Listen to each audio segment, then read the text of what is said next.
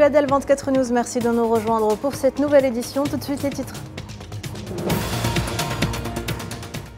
À la une ce soir, plusieurs massacres ont été commis par l'hydro-sioniste dans l'enclave palestinienne de Gaza. Le ministère de la Santé annonce 30 martyrs en 24 heures, ce qui porte le bilan à 45 514 martyrs depuis le mois d'octobre 2023.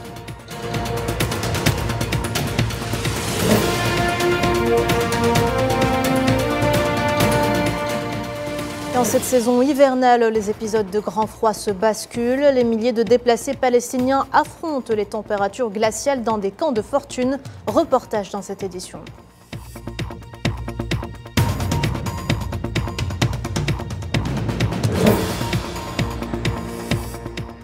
Activité présidentielle en Algérie, le président Abdelmajid Tebboune s'est adressé ce dimanche à la nation à travers ses représentants au Parlement. Il a réaffirmé sa détermination à poursuivre la consolidation des acquis réalisés pour préserver la dignité des citoyens et combattre la corruption.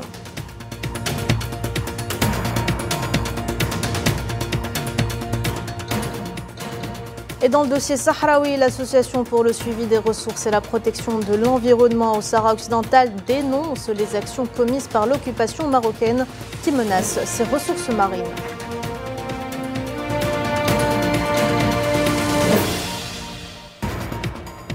Et enfin, quelques jours après le crash d'Azerbaïdjan Airlines, une autre catastrophe aérienne a eu lieu en Corée du Sud. Cette fois-ci, le bilan est lourd. 179 personnes ont péri dans ce crash. Seuls 2 passagers ont miraculeusement survécu. Les autorités décrètent un deuil national de 7 jours.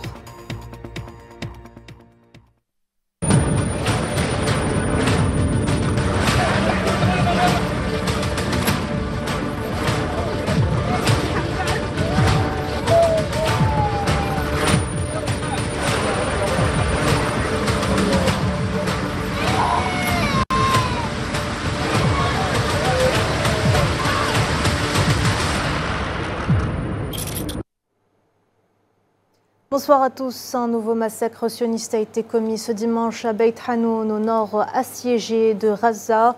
7 Palestiniens, dont des femmes et de jeunes enfants, sont tombés en martyrs après que les forces d'occupation aient ciblé leur maison.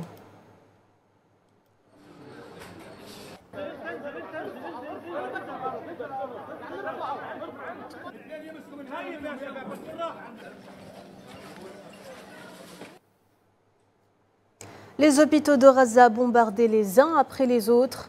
Au moins 7 personnes sont tombées en martyrs et d'autres ont été grièvement blessées ce dimanche dans une frappe sioniste contre l'hôpital El-Wafa, un complexe médical pour personnes âgées dans le centre de la ville de Gaza.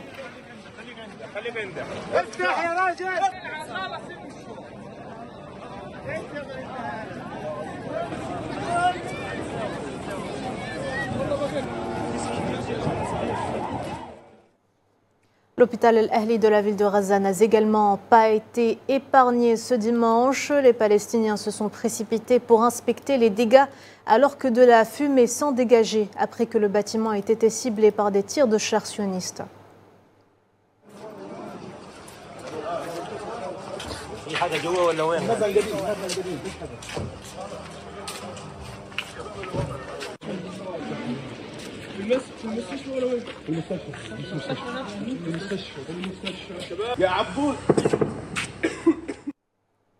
Et 2 Palestiniens sont tombés en martyrs et plusieurs autres ont été blessés, dont des enfants ce dimanche, dans le bombardement par les forces d'occupation sionistes du quartier d'As-Sabra, au sud de la ville de Gaza, et d'Al-Nusayrat, au centre de l'enclave palestinienne.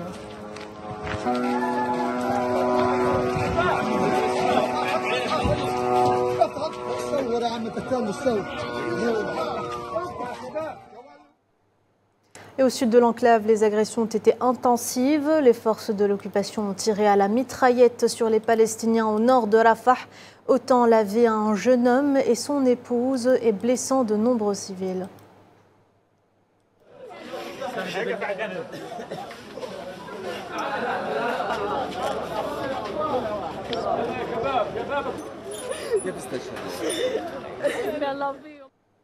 En seulement 24 heures, au moins 30 Palestiniens, hommes, femmes et enfants, sont tombés en martyrs sous les bombardements de l'entité sioniste. C'est justement ce qu'a annoncé ce matin le ministère palestinien de la Santé.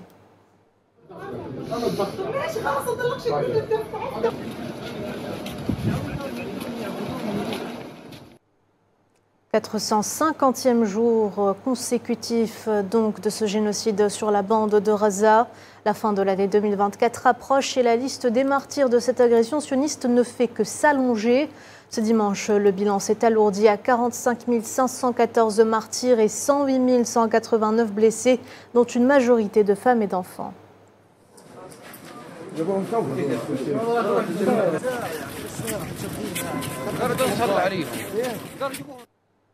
L'hôpital Kamal Adwan, dernier complexe médical actif au nord, a officiellement été mis hors service par les forces d'occupation sionistes.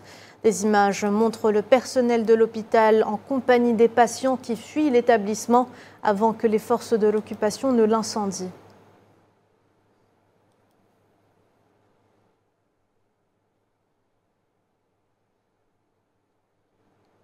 Et dans ce contexte, les forces sionistes ont kidnappé plus de 450 travailleurs médicaux palestiniens dans le nord de Gaza, dont 33 membres du personnel de l'hôpital Kamal Adwan. Selon le ministère palestinien de la Santé, la plupart de ces enlèvements ont eu lieu dans des points de contrôle militaire.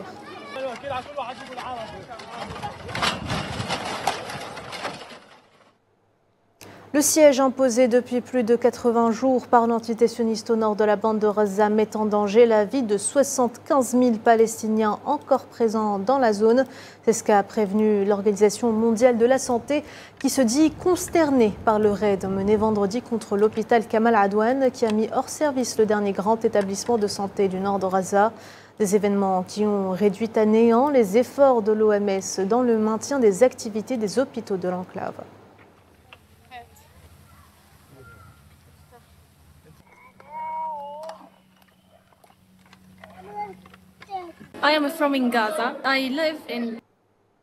La grande majorité des 2,4 millions d'habitants de la bande de Gaza ont été déplacés au moins une fois depuis le début du génocide sioniste. Ces mêmes déplacés palestiniens se retrouvent à passer l'hiver pour la deuxième année consécutive sous des tentes de fortune, allumant des feux pour tenter de se réchauffer. Maria Chouillard. Plus rien ne peut décrire la situation humanitaire à Gaza. Des camps surpeuplés, des vents violents et des cœurs tremblants, ajoutant à cela la famine et la maladie qui font des ravages dans l'enclave. À peine 10 jours que la saison hivernale est entamée. En proie au froid, les déplacés palestiniens s'apprêtent à passer un hiver encore une fois difficile. Les températures dans la bande de Gaza connaissent une forte baisse la nuit au milieu de cette saison hivernale. Les déplacés palestiniens et les enfants en particulier sont exposés à des hypothermies sévères. Le froid à l'extérieur de ces tentes est très rude et sévère. Pourtant, des milliers de Palestiniens déplacés par le génocide toujours en cours sont contraints de dormir dans la rue. Il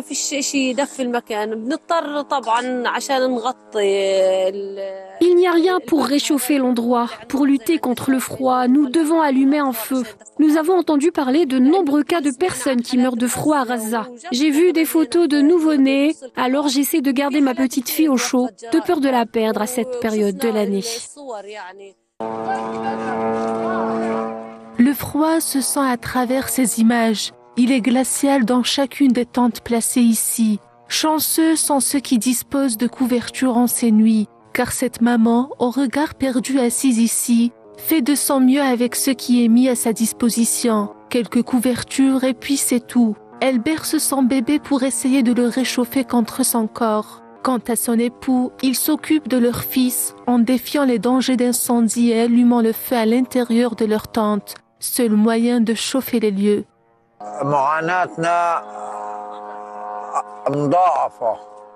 Notre souffrance est d'autant plus grande que nous sommes dispersés dans des tentes sans couverture chaude ni couchage adapté. Nous essayons de trouver une alternative à la laiterie et aux couvertures en faisant du feu. Le froid est glacial et des gens meurent à cause de ça. Deuxième hiver que les Palestiniens se voient forcés à faire face aux températures glaciales d'un hiver rude. Et rien ne prouve, ou du moins dit que ce sera le dernier. Tout ça dans l'espoir d'assurer la survie de leurs enfants alors que le génocide fait encore ravage dans la bande assiégée de Gaza. Le froid, une véritable menace pour les plus vulnérables.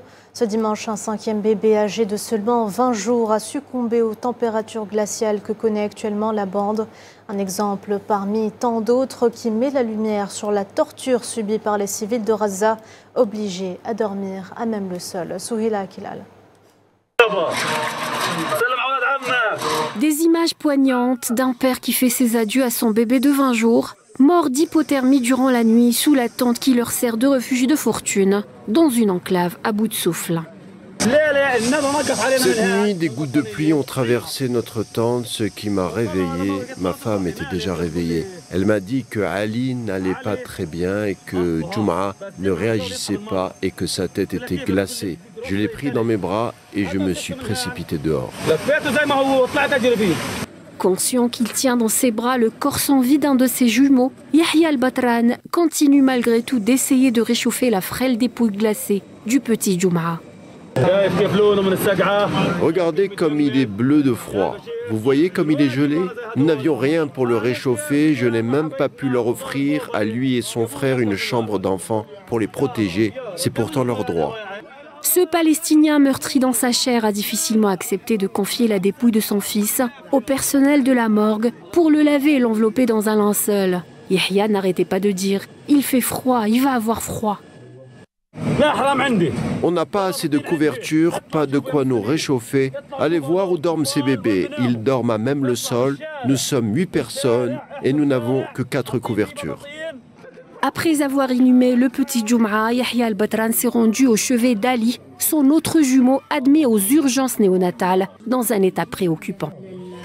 Avec le décès de Jum'a, le nombre de nourrissons de moins d'un mois morts cette semaine à Gaza d'hypothermie est passé à 4. Un nombre qui risque de grimper au cours des prochaines semaines, vu la situation humanitaire précaire qui règne dans l'enclave palestinienne et dont les enfants sont les premières victimes. Une situation aggravée par le froid et les conditions climatiques hivernales propres à la région. En l'espace de 14 mois, Gaza est devenue la région la plus dangereuse au monde et la plus hostile à la vie humaine. Et comme si le froid ne suffisait pas, les forces d'occupation sionistes ont ordonné une nouvelle fois aux Palestiniens de quitter leur maison dans l'objectif de vider de ses habitants la ville de Beit Hanoun, au nord de l'enclave. N'ayant pas le choix, les habitants de la ville doivent s'exécuter sous peine d'être abattus par l'occupation.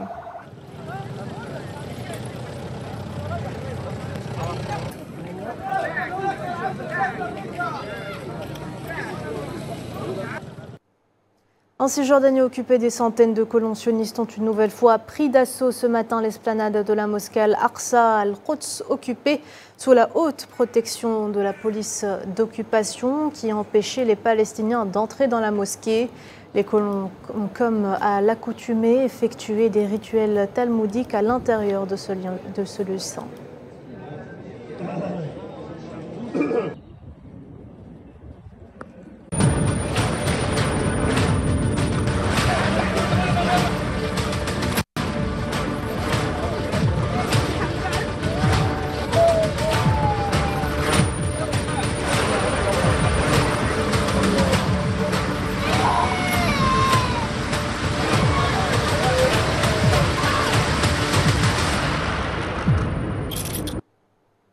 Les agressions de l'autre côté de la frontière se poursuivent. L'armée libanaise a annoncé ce samedi une incursion des forces sionistes dans les villes de Qantara et de Taïbé, dans le sud du pays, où elles ont incendié plusieurs maisons, constituant une nouvelle violation du cessez-le-feu et portant à 325 le nombre de violations depuis novembre dernier.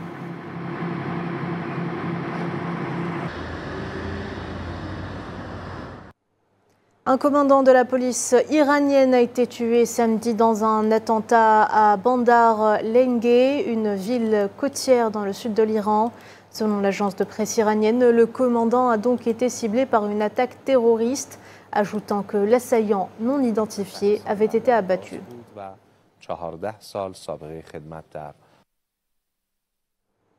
On passe à l'actualité africaine juste après ce jingle.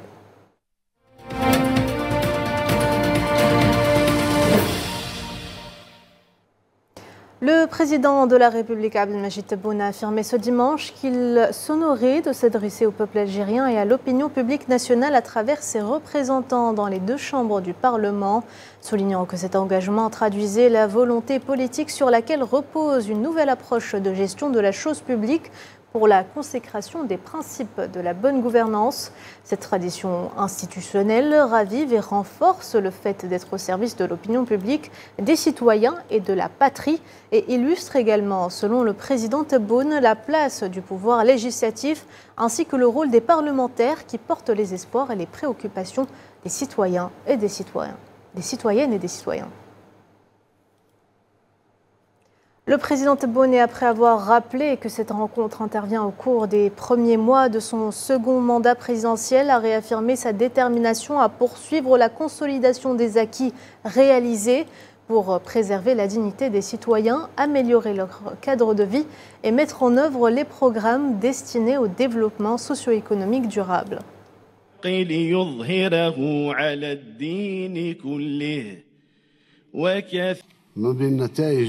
اللي نفتخر بها أن كان فيه في بداية العهدة حتى سنة 2020 بداية 2021 كان فيه جزائريين محرومين مقهورين سميناهم مناطق الظل ولكن كانوا عايشين بالقرب من مدن في قرن آخر المدن الإنارة والمياه صالحة للشرب والطرق والمدارس والثانويات إلى آخره هو عايش 5 كيلو ولا 6 كيلو على لا ماء لا ضوء لا طريق لا مطعم لولادو لا نقل مدرسي.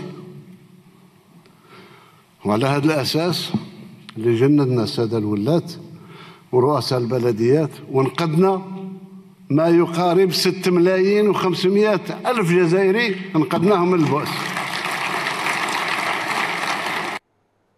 Dans son discours, le président Abdelmadjid Tebboune a par ailleurs affirmé que le nouveau modèle économique adopté par l'Algérie commence à porter ses fruits, tel qu'il ressort des rapports positifs de la Banque mondiale et du Fonds monétaire international et des autres institutions internationales, soulignant que le développement économique se réalise à travers un nouveau modèle de développement fondé sur la diversification de l'économie et sur la libération de l'initiative. Le chef de l'État ajoutera que cette performance économique positive enregistrée par l'Algérie repose sur les petites et moyennes entreprises ainsi que sur les start-up. كان عندنا عجز كبير في التصنيع أكاد أقول تصحر الجزائر من ناحية التصنيع. اليوم خرجنا من هذا المأزق فيه نشاط صناعي فيه استثمار صناعي يبان في التحويل المواد الأولية يبان في الإلكتروميناجي يبان في أمور أخرى. هذه خلات نسبة مشاركة في النمو تاع البلاد الصناعة هبطت بعد ما كانت في وقت سي بومدين رحمه الله كانت 18-19% هبطنا إلى 3%. 3% معناه باللي كل شيء كان مستورد ولا صناعة مزيفة. وصلنا اليوم بعد ما كنا في 3.5% اليوم وصلنا إلى ما يقارب 6% من مشاركة الصناعة في التنمية الاقتصادية في الناتج الخام نتاعنا. وباش نوصل في آخر العهد أنا متعهد بها باللي نوصل 12%. لما نوصل 12% خلاص. Et s'agissant de la corruption, le président Tebboune a affirmé que l'État ne cessera de lutter de toutes ses forces contre ce fléau. Abdelmadjid Tebboune a dans ce sens annoncé avoir opéré des changements dans le domaine de la justice afin de rétablir la confiance des citoyens en l'État, de consacrer le principe de séparation entre argent et politique et de lutter contre la corruption, annonçant au passage la révision prochaine des lois sur les collectivités locales pour rebâtir l'état de droit et la démocratie véritable.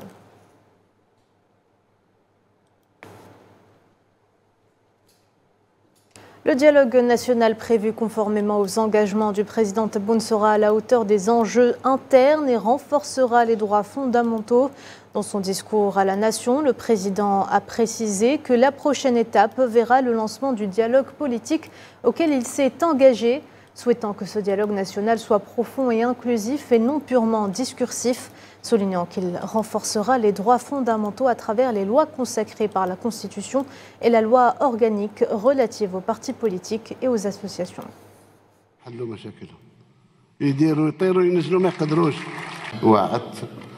الطبقة السياسية للبلاد بفتح حوار لتعزيز أولا استقلالنا وتقوية الجبهة الداخلية، وسيكون ذلك إن شاء الله بصفة منظمة، بحيث سنبدأ أولا بمراجعة قوانين الجماعات المحلية، أين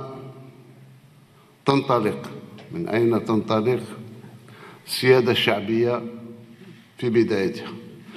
قانون البلدية وقانون الولاية مع الجميع سيراجع، وأعتقد أن جاءت نسخ الكل منهم هم الأمر المنتخبين ورجال سياسيين وغيرهم حتى يبدوا رأيهم باش ننطلق انطلاقة جديدة.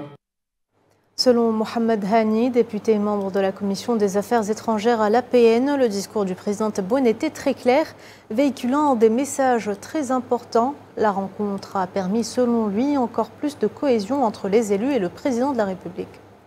Aujourd'hui, Monsieur le Président de la République s'est adressé au peuple algérien via ses représentants, donc le représentant du peuple, donc les deux chambres du Parlement rassemblées. Donc effectivement, il a parlé des dernières réalisations, il a parlé des réalisations du premier mandat, des objectifs à atteindre. Il a donné des chiffres concernant donc le volet économique, des choses reconnues par les institutions internationales à l'image de la Banque mondiale. Et puis de la même manière, il a parlé de politique étrangère. Le principe est très clair, le message était très clair, soutien total à la Palestine, au cause juste, et en même manière, il a envoyé des lettres très très claires aux dirigeants français concernant les dernières positions qui ont été prises par l'État français envers nos frères et sœurs sahraouis. Aujourd'hui, cette rencontre est très importante, c'est un engagement de M. le Président de la République et ça, justement, ça crée cette cohésion entre les élus et le Président de la République et les institutions de la nation. Il a parlé de la mémoire, donc en gros, il n'y a pas de prescription, c'est un dossier à ouvrir et on ne tolérera pas cet oubli, il n'acceptera pas d'oublier nos martyrs. Donc il a été très très clair, c'est un dossier qu'on doit aborder avec la partie française en toute transparence. Il a très bien dit, nous n'attendons pas d'indemnisation, mais c'est juste une reconnaissance et reconnaître qu'il y a eu des crimes en Algérie. Il a donné des chiffres concernant nos martyrs. Il y a eu des crimes en Algérie, chose qu'on n'oubliera pas. On en parlait tout à l'heure en titre. L'Association pour le suivi des ressources et la protection de l'environnement au Sahara occidental a dénoncé ce dimanche les actions commises par l'occupation marocaine qui menacent les ressources marines du territoire occupé. Dans un communiqué, l'AREN a déclaré que l'occupation a provoqué un désastre permanent qui menace l'environnement marin et les pêcheries locales.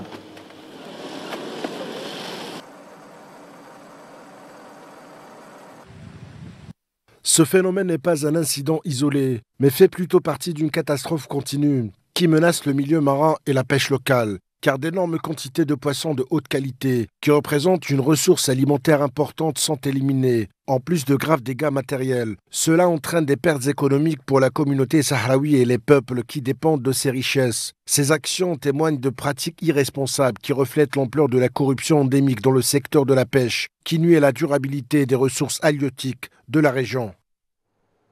Dans le reste de l'actualité africaine, quelques 8 millions de Tchadiens se sont rendus aux urnes ce dimanche pour les élections législatives provinciales et locales du pays. Le processus de dépouillement a d'ailleurs débuté à la fermeture des bureaux de vote cet après-midi.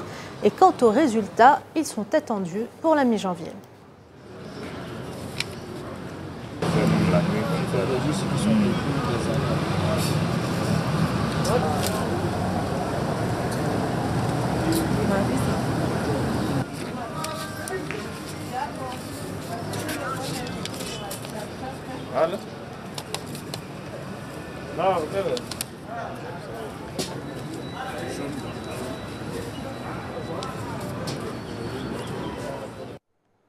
Le président tchadien Mahamat Idriss Déby s'est d'ailleurs rendu ce matin dans les bureaux de vote pour accomplir son devoir électoral, appelant tout le peuple tchadien à exprimer sa voix.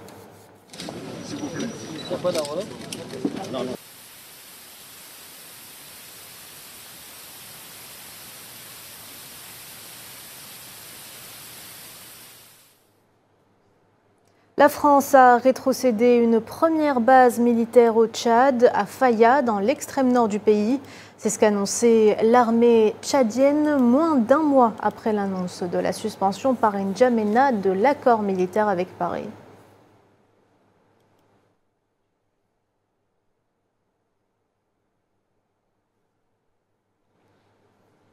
Et les premières élections sénatoriales initialement prévues pour le 2 février au Togo ont été repoussées au 15 février. La raison, permettre aux acteurs politiques de mieux s'organiser selon un décret présidentiel publié vendredi soir. Le gouvernement togolais a donc repoussé ces sénatoriales suite à la demande de certains partis politiques de reporter la date de clôture de dépôt des dossiers de candidature.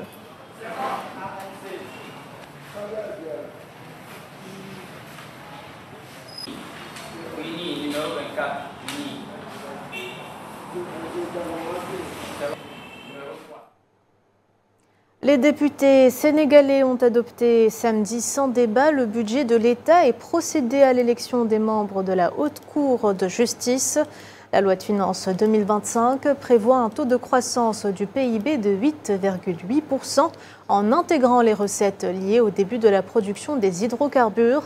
Le taux d'inflation est lui prévu à 1,9% du PIB et le déficit réduit à 7,08% du PIB contre 11,6% en 2024.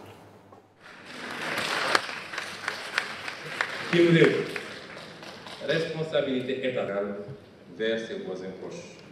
Le système de transport public sera également amélioré au niveau urbain, intra-urbain. Le gouvernement soudanais a rejeté ce dimanche un rapport soutenu par les Nations Unies ayant déterminé que la famine s'était propagée dans 5 régions du pays déchirées par la guerre, qualifiant dans un communiqué la description de la situation faite par l'ONU de, je cite, essentiellement spéculatif.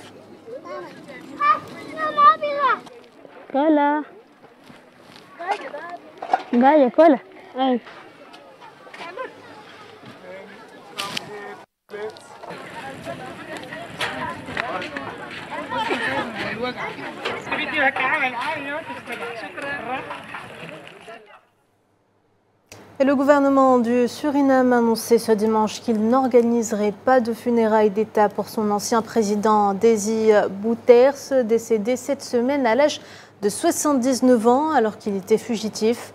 Le ministre des Affaires étrangères ajoutera qu'aucune période de deuil national ne sera déclarée.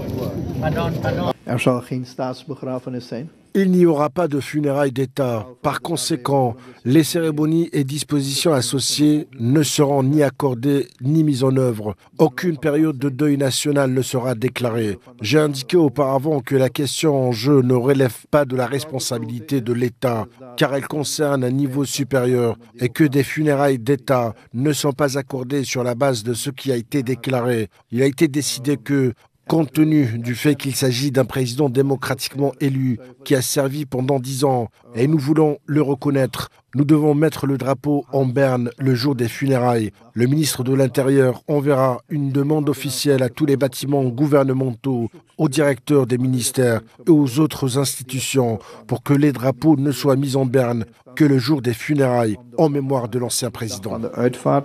halfstok te hangen ter nagedachtenis van de ex-president.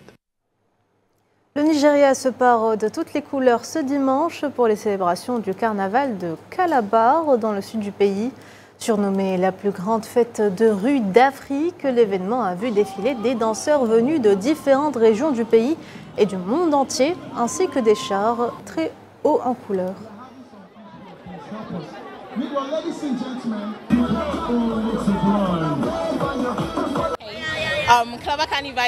Le carnaval de Calabar est l'une des plus grandes fêtes de rue d'Afrique. Nous avons les 18 gouvernements locaux avec des cultures et des traditions différentes. Et tout le monde essaie de mettre en valeur ses traditions et sa culture. Avec un peu de chance, nous pourrons battre le carnaval du Brésil dans les années à venir, car c'est ce que nous faisons. Nous exposons parfaitement notre talent.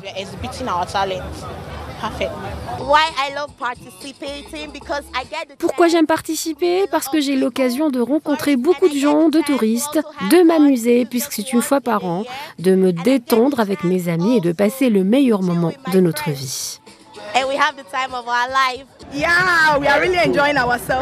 On s'amuse beaucoup ici, il y a tellement d'énergie, nous voyons des créations différentes, des costumes différents et c'est époustouflant. En fait, c'est la première fois que je viens ici et j'en suis très heureuse.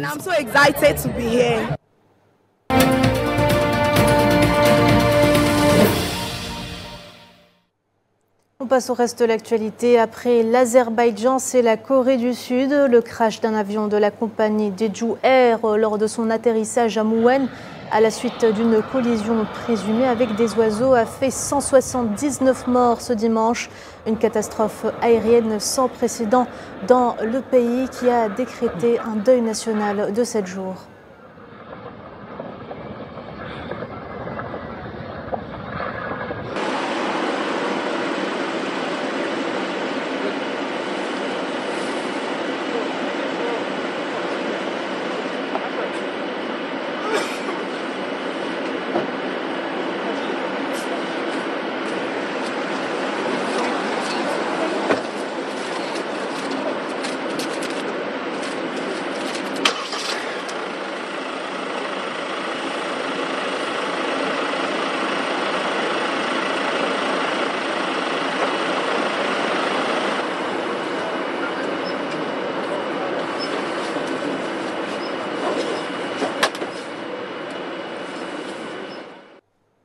Les autorités et les enquêteurs sud-coréens enquêtent toujours sur les impacts d'oiseaux et d'autres conditions techniques et météorologiques comme facteurs possibles à l'origine de l'accident d'avion qui a tué, je le rappelle, au moins 179 personnes selon les déclarations du ministère coréen des Transports.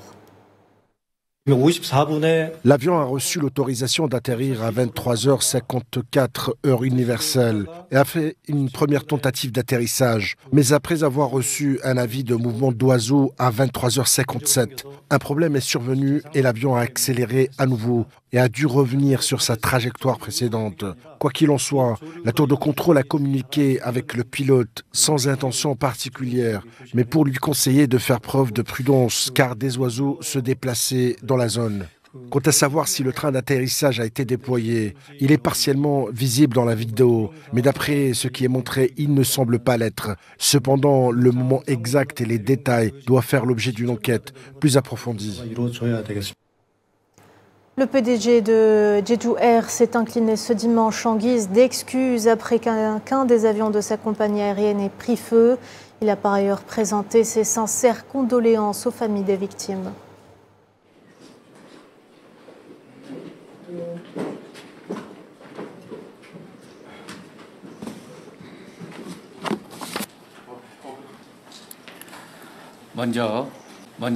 Tout d'abord, je m'incline devant tous ceux qui ont aimé Jeju Air. Je tiens avant tout à présenter mes sincères excuses et mes condoléances à ceux qui ont perdu la vie dans l'accident et à leurs familles. Pour le moment, il est difficile de présumer la cause de l'accident et nous devons attendre le résultat officiel de l'enquête des autorités. Et alors que les experts soulèvent la question d'un dysfonctionnement du train d'atterrissage, beaucoup s'interrogent également sur les réelles conditions qui ont amené à ce crash d'une ampleur inédite en Corée du Sud. Pour l'heure, les 2 boîtes noires de l'avion ont été retrouvées, tandis que 2 membres de l'équipage ont miraculeusement survécu à l'accident. Les détails, Karim Bouaziz. Sans doute le plus grave crash d'avion de l'histoire du pays. Le bilan est lourd, 179 morts. L'appareil en provenance de Bangkok aurait pris feu après s'être posé sur le tarmac de l'aéroport de Muan, au sud du pays, peu après 9 h, heure locale.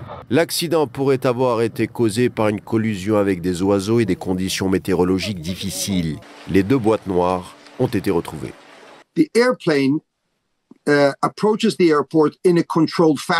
L'avion s'approche de l'aéroport de manière contrôlée. Si nous revenons quelques jours en arrière et regardons les terribles images du Kazakhstan, nous nous souviendrons que leur avion rebondissait dans tous les sens. Ici, tout est droit et plat.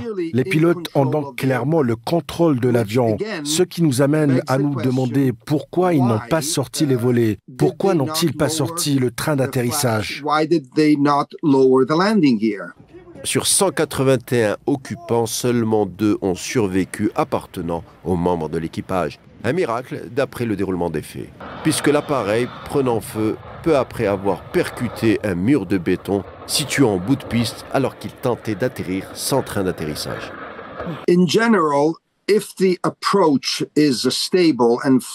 En général, si l'approche est stable et plate, comme on le voit sur les images, les accidents sont survivables.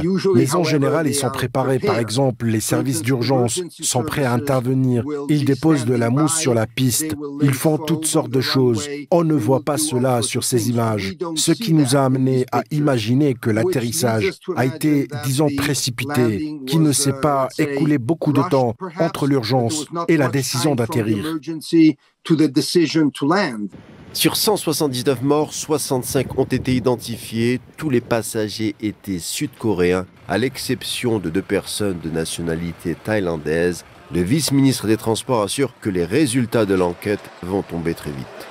Conformément aux règles internationales de l'aviation, la Corée du Sud va mener sa propre enquête civile au sujet de l'accident et impliquer automatiquement le National Transportation Safety Board des États-Unis, où l'appareil a été conçu et construit. Au niveau mondial, il existe une procédure standard, bien définie et éprouvée pour enquêter sur les accidents. Elle est très détaillée et très efficace. Et j'ai ici une liste de contrôles standards de toutes les actions à entreprendre. Mais pour l'instant, nous en sommes à la 4e. Nous le saurons quand nous arriverons à la page 30.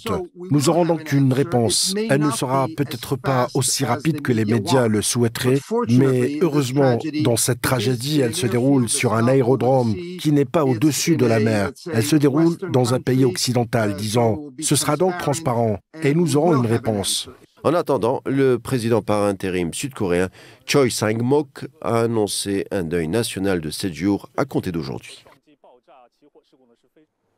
Et pour rester dans le même contexte, les corps de 24 Azerbaïdjanais tués dans le crash de l'avion d'Azerbaïdjan Airlines près d'Aktau au Kazakhstan sont arrivés ce dimanche à l'aéroport de Bakou dans un avion cargo.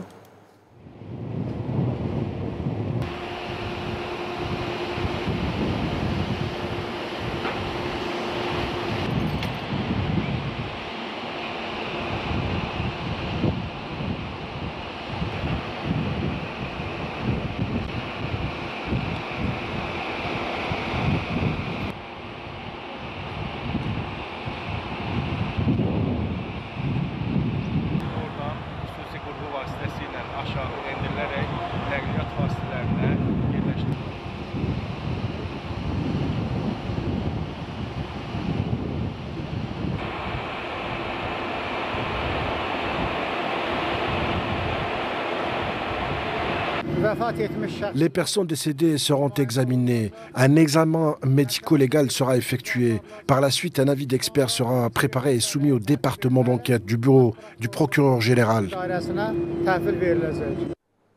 Le nouveau président de la Géorgie, Mikhail Kavelashvili, a prêté serment ce dimanche pour succéder à la chef de l'État sortante, Salomé Zourabishvili. Le nouveau président a été investi lors d'une courte cérémonie au Parlement.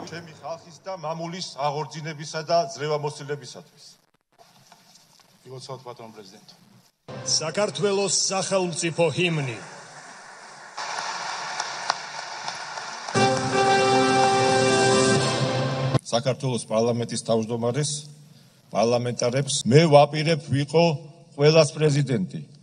Je souhaite être le président de tous, que les gens m'apprécient ou non. Mes efforts futurs seront orientés vers la consolidation et l'unification de la société, indépendamment des opinions que les autres peuvent avoir sur diverses questions. Nous devons nous efforcer de nous unir autour de notre patrie, de nos valeurs communes, des principes de respect mutuel et de l'avenir que nous devons construire ensemble.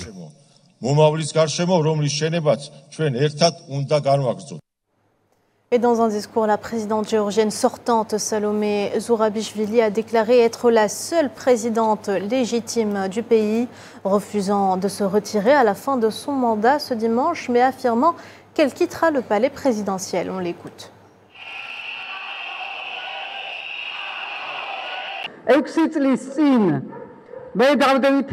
Il y a 6 ans, je vous ai juré allégeance sur la Constitution et cette allégeance ne changera pas où que je sois, dans le palais ou à l'extérieur du palais. Je sortirai d'ici vers vous et je serai avec vous. La légitimité vient d'une seule source et cette source, c'est vous. Et là où il n'y a pas de confiance du peuple, il n'y aura pas de légitimité. Et à cause de la parodie qui se déroule au Parlement, nous avons 2 images différentes.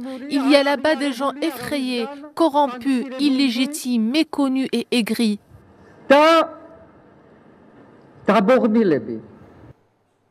Et les bureaux de vote se sont ouverts ce dimanche dans toute la Croatie pour élire le nouveau président du pays. Une fonction essentiellement honorifique dans une course où les candidats des 2 plus grands partis sont les principaux prétendants. Environ 3,8 millions de Croates ont été appelés durant la journée à voter pour l'un des 8 candidats proposés, dont 3 femmes réparties de la gauche à la droite de l'échiquier politique.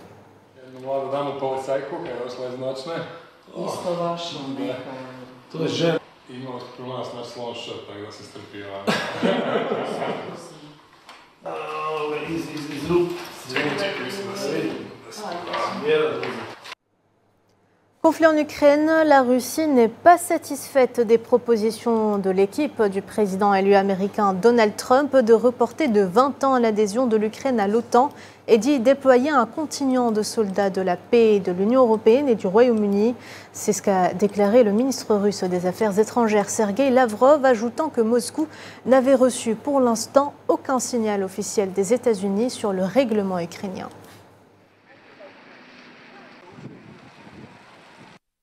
À en juger par les nombreuses fuites et l'interview de Donald Trump lui-même au magazine Time le 12 décembre, il parle de geler les hostilités sur la ligne d'engagement et de transférer davantage de responsabilités dans la confrontation avec la Russie aux Européens. Nous ne sommes certainement pas satisfaits des propositions faites par les représentants de l'équipe du président élu de reporter de 20 ans l'adhésion de l'Ukraine à l'OTAN et de déployer un contingent de maintien de la paix des forces britanniques et européennes en Ukraine. En France, 3 personnes qui tentaient de traverser la Manche pour rejoindre le Royaume-Uni sont décédées ce dimanche après que leur embarcation ait chaviré au large de Sangatte dans le Pas-de-Calais.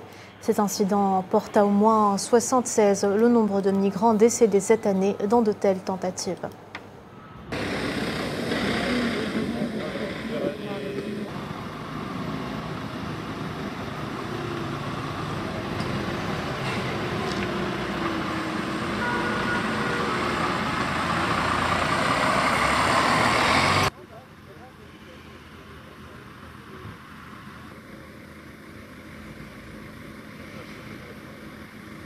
C'est une opération d'envergure parce que je pense que quand il y a une 50aine de migrants là, qui viennent d'échouer sur une tentative et qui ont été récupérés avec malheureusement un bilan très lourd puisqu'on vient de nous amener une troisième personne décédée apparemment de sexe masculin majeur.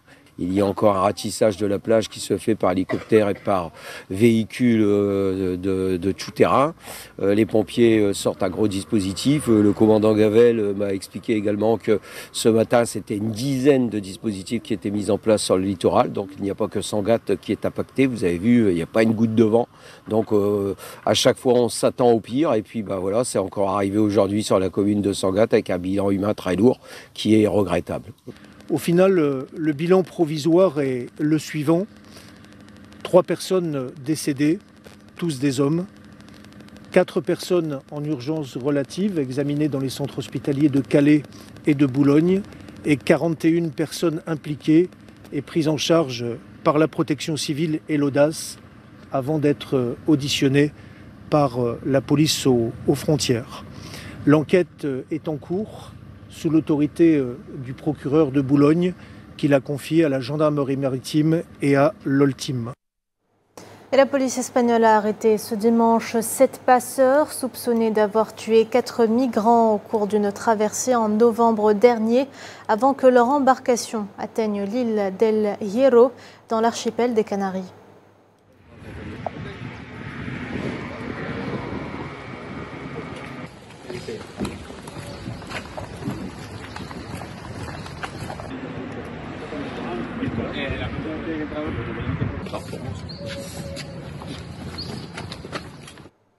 Ce sont des vagues gigantesques qui frappent l'Obitos sur la côte nord du Pérou. Les rivages du pays et de l'Équateur sont frappés depuis plusieurs jours par une houle d'une violence inhabituelle, avec des vagues de plus de 4 mètres de haut qui ont fait au moins un mort et entraîné la fermeture de la plupart des ports péruviens.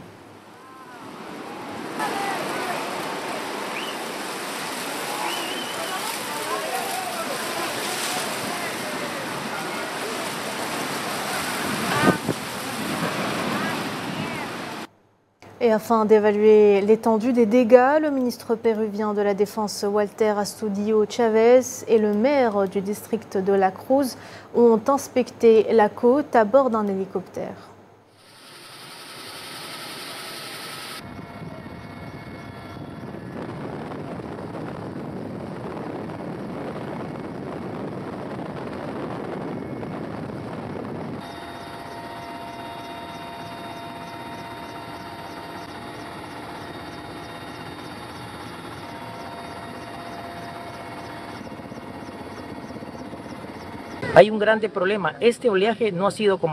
Il y a un gros problème. Cette houle n'est guère comme les autres. Et les plus touchés ont été les pêcheurs. Et comme vous le savez, la grande majorité d'entre eux se consacrent à cette activité, à la pêche et au tourisme, espérant que rien d'autre n'arrivera, car cela affecterait l'économie. Je veux dire au gouverneur, avec qui nous avons également parlé, comme je l'ai dit au ministre, de nous aider avec des engins pour pouvoir dégager tous ces décombres et nettoyer, parce qu'il reste encore quelques jours avant que ce ne soit terminé, espérant qu'il n'y en aura pas d'autres. Nous avons mené une inspection aérienne afin d'évaluer l'étendue générale des dégâts. Le gouverneur régional et les maires se sont engagés à achever l'évaluation des dégâts d'ici demain au plus tard. On reste en Amérique du Sud où des touristes américains au Panama ont exprimé leur point de vue sur les récentes prétentions du président américain élu Donald Trump à reprendre le contrôle du canal, les estimant illégitimes.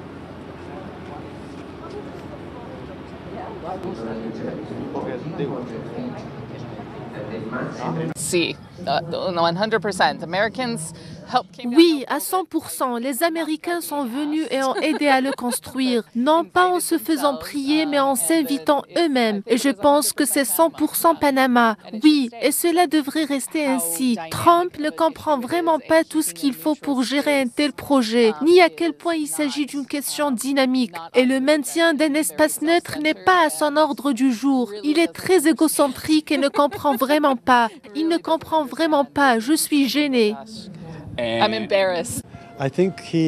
Je pense qu'il a montré à plusieurs reprises qu'il ne s'intéressait qu'à l'argent. Il se préoccupera donc aussi, bien sûr, de ce qu'il prétend être l'influence chinoise au Panama, ce qui, à mon avis, est une invention. Et bonne chance aux Panamiens, car je pense qu'il s'agit d'une ressource internationale. Et le traité est très clair sur le fait qu'elle leur appartient. and the treaty is very clear that they own it. Je pense que Donald Trump affirme beaucoup de choses, mais cela ne les rend pas vraies. Je ne pouvais pas inventer un fait et l'appeler un fait. Nous savons que le président Carter a signé un traité et nous savons que ce traité a donné aux Panamiens le canal, comme cela avait été promis à l'origine lorsqu'ils ont commencé à construire le canal. Et donc le canal appartient au Panama. Et voilà, madame, monsieur, c'est la fin de ce journal. Merci de l'avoir suivi. Vous pouvez revoir ce programme sur nos réseaux sociaux ou bien en scannant le QR code qui s'affiche en bas de votre écran. L'actualité continue sur Al 24 News. Quant à moi, je vous donne rendez-vous vendredi prochain.